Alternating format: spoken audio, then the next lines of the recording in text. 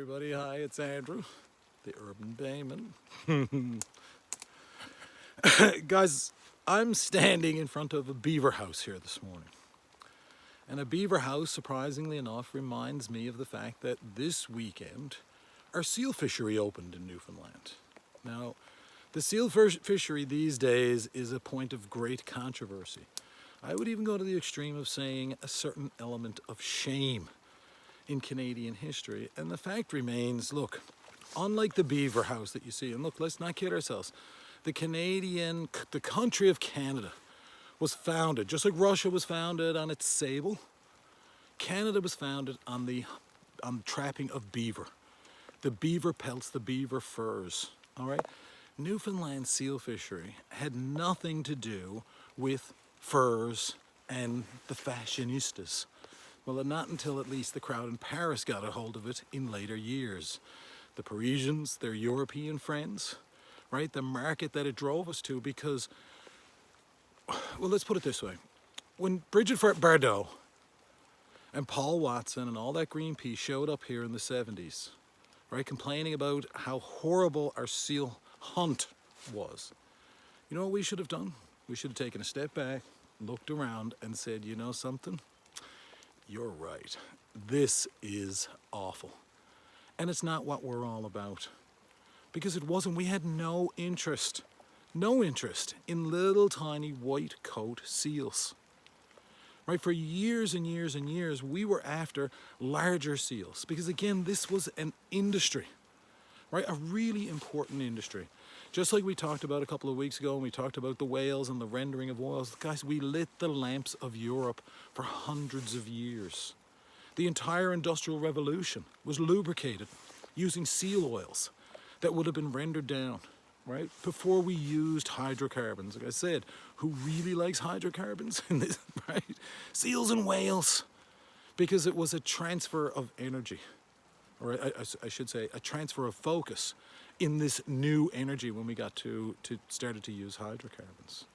Right, our seal fishery was primarily, as I said, it was about oils and rendering them down, but it was also about textiles. Right, remember, look at this beautiful jacket that I'm wearing, this Climb jacket, look, and the Gore-Tex products. Right, before we had these products, we used seal hides. We used their leathers to make waterproof garments, a really valuable resource.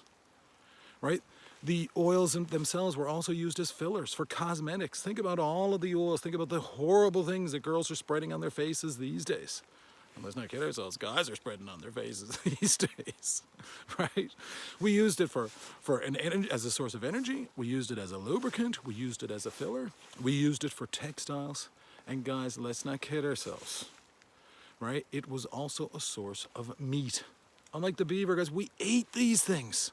Right, in a land where, as I've said to you so many times, there are so few mammals, where there was no source of meat. In the spring of the year, the beginning of the seal fishery was the first fresh meat that we would have seen in months. And yes, it was a delicacy. If you speak to my sister-in-law, Laurie McCarthy at Cod Sounds, you visit my parents' place at, excuse me, for Good Friday dinner, right? We eat seal meat. You know why? Because it is recognized still today by the Catholic Church as a fish. We're allowed to eat it on Good Friday. And that's the most important thing to remember, right? Especially for Canadians. Look, we weren't these cruel, heartless people, right? What's the first thing that you do with a fish? You catch a bass or a carp, right? A sturgeon, something like that. What's the first thing you do with it when you bring it up to the side of the boat? You give it a crack over the back of the neck. It's the same with the seal, guys.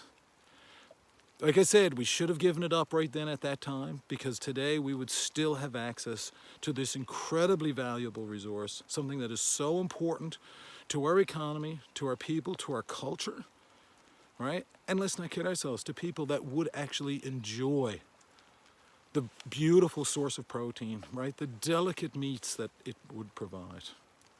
I'd like for you to think about this when we go forward, especially as these topics continue to arise, and they will. Right? Because right now the seal represents more than just a valuable resource. It's also a competitor. Because our seals, let's not kid ourselves, they eat an awful lot of fish. And in a day when we deal with a world that's so bent headlong on the destruction in our oceans, right? The seal is a major competitor for those fish products that we buy for. I hope you keep all of these things in mind when you think about our seal fishery, when you consider our applications, because we're going to continue to make these, right? And hopefully at some point you will recognize the cultural importance of this and perhaps an allowance for us to get back at an industry that has been so valuable to us for so many years. Guys, I'm Andrew McCarthy, otherwise known as the Urban Bayman. I hope you're enjoying these videos. I hope you subscribe to our channel. I hope you spread the word. And most importantly, come visit us in Newfoundland, right? Come have a look at this culture, have a look at these people, and look at it through fresher eyes. Hopefully the beavers will feel the same. Oh, thanks for watching, guys.